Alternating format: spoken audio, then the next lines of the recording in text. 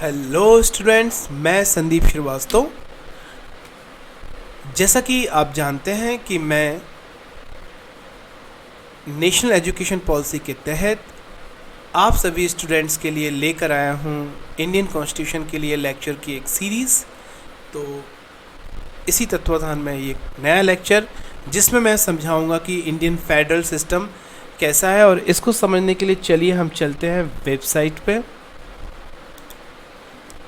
तो स्टूडेंट्स, अब हम लोग बात कर रहे हैं इंडियन फेडरल सिस्टम की, और ये बहुत प्यारा सब्जेक्ट है। और स्टूडेंट्स, आपको आना चाहिए कि भारत में जो राज्य और केंद्र के संबंध हैं वो फेडरल सिस्टम पे आधारित हैं, और फेडरल सिस्टम क्या है, कैसे काम करता है, ये सारी चीज़ें मैं आपको बहुत आसान से शब्दों में समझाऊंगा और आपको बहुत अच्छे से ये समझ में आ जाएगा। तो फेडरल सिस्टम को समझने के पहले हम लोग ये जानते हैं कि ये फेडरल सिस्टम है क्या, क्या इसके इम्पॉर्टेंट फीचर्स हैं। तो सबसे इम्पॉर्टेंट चीज़ है रिटन कॉन्स्टिट्यूशन। किसी भी फेडरल सिस्टम की सबसे इम्पॉर्टेंट चीज़ है रिटन कॉन्स्टिट्यूशन, और भारत भी एक ऐसा देश है जिसके पास दुनिया का सबसे बड़ा रिटन कॉन्स्टिट्यूशन है।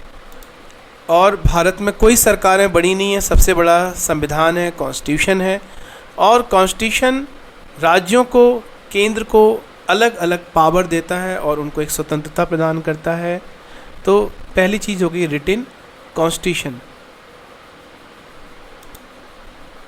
और अगर हम इंडियन कॉन्स्टिट्यूशन की बात करें तो ये रिटन है, साथ में रिजिड भी है। रिजिड क्यों है? क्योंकि इसमें चेंजेस करना बहुत मुश्किल है। एक तो अगर इसमें कोई चेंज करना है तो आपको 2/3 मेजॉरिटी चाहिए दोनों ही सदनों में। इसके अलावा आपको जितने भी स्टेट्स हैं उनमें 50% एटलीस्ट स्टेट्स का अप्रूवल चाहिए, तभी जाके आप कॉन्स्टिट्यूशनल अमेंडमेंट कर सकते हो। और देन आपको प्रेसिडेंट के साइन चाहिए। तो इतनी सारी जब आप बाधाएं पूरी कर लोगे तब आप अमेंडमेंट कर पाओगे। तो हमारा जो कॉन्स्टिट्यूशन है वो रिजिड भी है। तीसरी बात है डिवीज़न ऑफ पावर। हमारे कॉन्स्टिट्यूशन ने बहुत स्पष्ट रूप से राज्यों और केंद्रों को उनकी पावर प्रदान की है। तो 3 तरह की लिस्ट हैं, आपने अपने बचपन में सिविक्स में पढ़ा भी होगा कि union list, state list and concurrent list. ठीक है, जैसे यूनियन लिस्ट की बात करें तो 97 सब्जेक्ट्स कभी नेशनल इम्पोर्टेंस के इसमें शामिल हैं। इसमें डिफेंस, रेलवेज, पोस्ट, टेलीग्राफ और बहुत सारे सब्जेक्ट्स हैं। अगर हम स्टेट लिस्ट की बात करें तो इसमें 66 सब्जेक्ट्स हैं। इसमें जैसे लोकल इंटरेस्ट के जो सब्जेक्ट्स, पब्लिक हेल्थ है, पुलिस है, ये सारी चीज़ें ये स्टेट के सब्जेक्ट हैं। और अगर हम एक और लिस्ट है कंकरेंट लिस्ट, जिसमें करीब 47 सब्जेक्ट्स हैं। इसमें यूनियन और स्टेट दोनों ही लॉ बना सकते हैं, जैसे इलेक्ट्रिसिटी है, ट्रेड यूनियंस हैं, या इकोनॉमिक एंड सोशल प्लानिंग है। और कंकरेंट लिस्ट की खास बात यह है कि अगर राज्य और केंद्र के बीच में कोई डिस्प्यूट हो रहा है तो ऐसी कंडीशन में फिर केंद्र चाहे तो वो राज्य के ऊपर अपने कानून बना सकता है, उसको इम्प्लीमेंट कर सकता है। और फेडरल सिस्टम की सबसे बड़ी खूबसूरती ये है भारत के कि हमारे यहाँ जुडिशरी की सुप्रीमेसी है। सबसे ऊपर संविधान है, और संविधान का जो रखवाला है वो सुप्रीम कोर्ट ही है।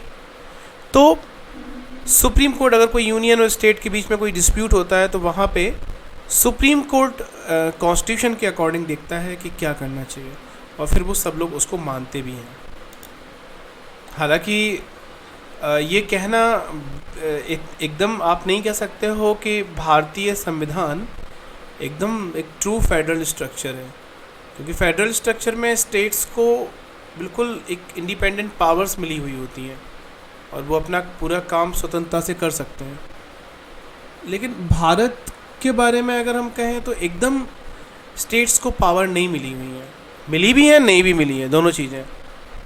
तो अगर हम देखें तो इवन आर्टिकल 1 में आपने देखा भी होगा कि हम लोग यूनियन ऑफ स्टेट्स कह रहे हैं। तो यूनियन ऑफ स्टेट्स और फेडरेशन ऑफ स्टेट्स में अंतर है। यूनियन ऑफ स्टेट्स की अगर हम लोग बात करें तो फिर स्टेट वो छोटी इकाइयाँ हो गई जिनकी सहायता से हम इस पूरे देश पे काम करेंगे। और फेडरेशन मतलब is the joint of the different states, जो लोग अब मिले हैं आपस में, और एक आपस में ये लोग कंट्री की जो यूनिटी है उसको मेंटेन करेंगे। और इसके अलावा सेंट्रल राज्यपाल को भी अपॉइंट करता है। तो राज्यपाल भी बेसिकली कौन होते हैं, वो एक तरह से सेंटर के ही तो एजेंट होते हैं स्टेट के अंदर, और वो स्टेट की सारी जितनी भी कार्रवाइयाँ होती हैं वो सब राज्यपाल के बिहाफ में ही होती हैं। इसके अलावा जो राज्यों में जो मुख्य ऑफिसर होते हैं वो आईएएस होते हैं, आईपीएस होते हैं। मतलब पुलिस का जो मुख्य ऑफिसर होता है वो आईपीएस होता है, और प्रशासन का जो मुखिया होता है वो आईएएस होता है। तो ये भी यूनियन पब्लिक सर्विस कमीशन से आते हैं। तो बेसिकली ये राज्य कैडर में सेवा दे रहे हैं, लेकिन ये अंडर में आते हैं केंद्र सरकार के, और केंद्र सरकार कभी भी चाहे तो इनको वापस बुला सकती है। और इसके अलावा पार्लियामेंट को सारे राइट्स प्राप्त हैं। पार्लियामेंट कभी भी स्टेट के राइट्स को कम कर सकती है, ज़्यादा कर सकती है। तो अल्टीमेटली हम कहेंगे कि हाँ, फेडरल स्ट्रक्चर तो है, लेकिन पूर्णता नहीं है। कहीं ना कहीं हम लोग यूनियन ऑफ स्टेट्स हैं, और यही खूबसूरती भी है भारत की, मैं कहूँगा। इसको और समझने के लिए हम सेंट्रल स्टेट रिलेशन समझते हैं कि भारत में सेंटर और स्टेट के रिलेशन कैसे हैं। इसको समझने के लिए हम देखेंगे part 11 and part 12 of the constitution, जो कि बताता है कि कैसे लेजिस्लेटिव, एडमिनिस्ट्रेटिव और फाइनेंशियल रिलेशंस हैं। तो सबसे पहले हम लोग बात करते हैं लेजिस्लेटिव रिलेशंस की। आराम सुनिएगा, ये थोड़ा सा टॉपिक बहुत समझने वाला है, तो मैं कोशिश करूँगा आपको आसान शब्दों में समझाने की, लेकिन आराम से सुनिएगा, है ना, धैर्यपूर्वक, तो समझ में आ जाएगा आपको। देखिए, हमारे कॉन्स्टिट्यूशन ने बहुत क्लियरली डिफाइन किया है कि 97 सब्जेक्ट्स में जो नेशनल इंटरेस्ट के हैं उन पे जो कानून बनाए जाएंगे वो सेंट्रल बनाएगा, और राज्य भी उसको मानेंगे। डिफेंस है, रेलवेज है, post, income tax, telegraph, custom duties, इन सब पे सेंट्रल को एक्सक्लूसिव पावर है कि वो इस पे कानून बनाए। इसके अलावा स्पेशली 66 सब्जेक्ट्स जो लोकल इंटरेस्ट के हैं, जैसे स्टेट पुलिस की बात करें, या trade and commerce with in the state, fisheries है, फॉरेस्ट इंडस्ट्रीज़ वगैरह हैं, इन सब पे कानून बनाने का अधिकार राज्यों का है। तो क्लियरली लेजिस्लेटिव रिलेशन बना के रखे हैं। अच्छा, 47 सब्जेक्ट ऐसे भी हैं जिसमें दोनों को अधिकार प्राप्त है, जैसे स्टैम्प ड्यूटी है, ड्रग्स एंड पॉइजन है, इलेक्ट्रिसिटी है, न्यूज़पेपर है, दोनों बना सकते हैं। मतलब केंद्र को बनाना है केंद्र बनाए, राज्य को बनाना है राज्य बनाए। और हाँ, अब यहाँ पे ये वाली बात है कि अगर कोई डिस्प्यूट होता है तो ऐसी कंडीशन में फिर राज्य के ऊपर केंद्र को अधिकार मिलेगा, है ना। तो और ज़्यादातर डिस्प्यूट्स होते नहीं हैं। अगर कोई स्पेशली राज्य ही इंटेंशनली चाहे डिस्प्यूट करना तो वो एक अलग बात है, वरना इन पे डिस्प्यूट होते ही नहीं हैं, बहुत नॉर्मल चीज़ें हैं। अगर हम एडमिनिस्ट्रेटिव रिलेशन की बात करें तो देखिए, केंद्र सरकार के जो सब्जेक्ट्स होते हैं उस पर केंद्र सरकार की बात को राज्य सरकार मानती है। राज्य सरकार के जो सब्जेक्ट होते हैं तो उसमें राज्य सरकार की बात केंद्र सरकार मानती है। इसके अलावा राज्यों में जो मेन ऑफिसर्स अपॉइंट होते हैं, जैसे आईएएस, आईपीएस, तो ये सबसे इम्पॉर्टेंट कड़ी होते हैं काम करने की, क्योंकि राज्यों की जो सारी पॉलिसीज़ होती हैं अल्टीमेटली इसको इम्प्लीकेशन यही कराते हैं आईएएस, आईपीएस। वरना कर्मचारियों से काम कराना इतना, आप क्या समझ रहे हो, इतना आसान नहीं है। एडमिनिस्ट्रेशन करना बहुत कठिन काम है। तो अल्टीमेटली इन ऑफिसर्स, ये ऑफिसर कहाँ से आते हैं, ये ऑल इंडिया सर्विसेज से आते हैं ऑफिसर्स।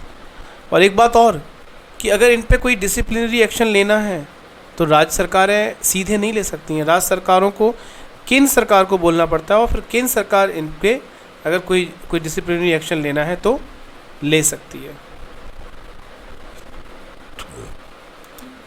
इसके अलावा फाइनेंशियल रिलेशंस तो हैं ही, है ना, क्योंकि यूनियन और स्टेट दोनों ही के पास इंडिपेंडेंट सोर्सेज होते हैं रेवेन्यू कलेक्ट करने के, हमारे कॉन्स्टिट्यूशन ने दिए हुए हैं, है ना। जैसे बहुत सारे टैक्सेस होते हैं, जैसे स्टैम्प ड्यूटी है, ये राज्य यानी कि स्टेट वसूल करते हैं, और बहुत सारे टैक्सेस हैं जो सेंट्रल गवर्नमेंट इसको वसूल करती है, ठीक है। इसके अलावा जैसे रेलवेज़ है, सी है, एयर है, ये यूनियन गवर्नमेंट इसको सबको वसूल करती है ना। इसके अलावा जो इनकम टैक्स है वो भी सारा यूनियन गवर्नमेंट लेती है। और सरचार्ज वगैरह है, कस्टम टैक्स है, ये भी सेंट्रल गवर्नमेंट लेती है ना। तो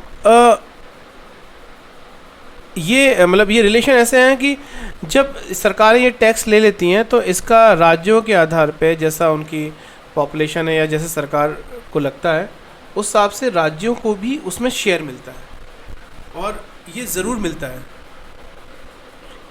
तो पहली बात तो यही है कि सरकारें जो कलेक्शन करती हैं पैसे का, राज्य सरकार हो केंद्र सरकार, ये शेयर करती हैं, पहली बात। और ये वाली बात भी बिल्कुल सही है कि अगर हम फाइनेंशियल कलेक्शन की बात करें तो यहाँ पे केंद्र सरकार का अपर हैंड है, सबसे ज़्यादा कलेक्शन है, सबसे ज़्यादा पैसा केंद्र सरकार के पास आता है। लेकिन केंद्र सरकार राज्य सरकारों को पूरी हेल्प करती है और रेवेन्यू को शेयर करती है, क्योंकि अल्टीमेटली दोनों का उद्देश्य इस देश के लोगों को बेटर सुविधा पहुंचाना है और देश के लोगों को खुशी देना है, उनको आगे लेके जाना है, देश को आगे लेके जाना है। हालांकि मैंने आपसे बात की कि फेडरल सिस्टम में राज्यों को काफ़ी अधिकार मिलते हैं, लेकिन भारत के केसेस में बहुत ज़्यादा राइट्स नहीं मिले हैं। तो बार बार ये मांग चलती है कि राज्यों को और ज़्यादा ऑटोनॉमी प्रोवाइड की जाए, और इसके तहत सरकारिया कमीशन भी एक बना था जो कि बात कर रहा था कि बहुत ज़्यादा लेजिस्लेटिव, एडमिनिस्ट्रेटिव और फाइनेंशियल जो राइट्स हैं वो राज्यों को और ज़्यादा प्रोवाइड किए जाएँ, और समय समय पर ये प्रोवाइड किए भी जाते हैं। बहुत बार ऐसा भी होता है कि जो यूनियन और स्टेट्स के बहुत सारे केसेस जो हैं वो सुप्रीम कोर्ट के पास पहुंचते हैं, और बड़ा डिफ़िकल्ट हो जाता, बहुत कठिन हो जाता है इंडियन कॉन्स्टिट्यूशन के अनुसार इन पे डिसीजन देना, ताकि एक ट्रू फेडरेशन बना रहे। ऐसा ना हो कि केवल केंद्र सरकार को ही अपर हैंड मिल जाए, है ना। कई बार क्या होता है कि इमरजेंसी का प्रयोग करके और सरकारें स्टेट गवर्नमेंट वाली सरकारों को बर्खास्त कर दिया, तो यहाँ पे सुप्रीम कोर्ट के पास ये पावर होता है। हो सकता है कि सरकार ने बर्खास्त कर दिया, सुप्रीम कोर्ट वापस से उस सरकार को फिर से रीअपॉइंट कर देता है। तो सुप्रीम कोर्ट के पास बहुत सारी पावर्स हैं। तो स्टूडेंट्स, ये इंडियन फेडरल सिस्टम है, आपको समझ में आ गया होगा, है ना। तो अगर आपको नहीं समझ में आया तो आप इस वीडियो को एक बार और देख लीजिएगा, तो निश्चित रूप से आपको आराम समझ में आ जाएगा फेडरल सिस्टम, है ना। और भारत का फेडरल सिस्टम कैसा है ये भी आपको आराम से समझ में आ जाएगा, और आप इसको बहुत अच्छे से लिखिएगा। तो ऑल द बेस्ट, और नेक्स्ट लेक्चर में हम लोग अब मिलते हैं। Please subscribe my channel. Okay, good bye.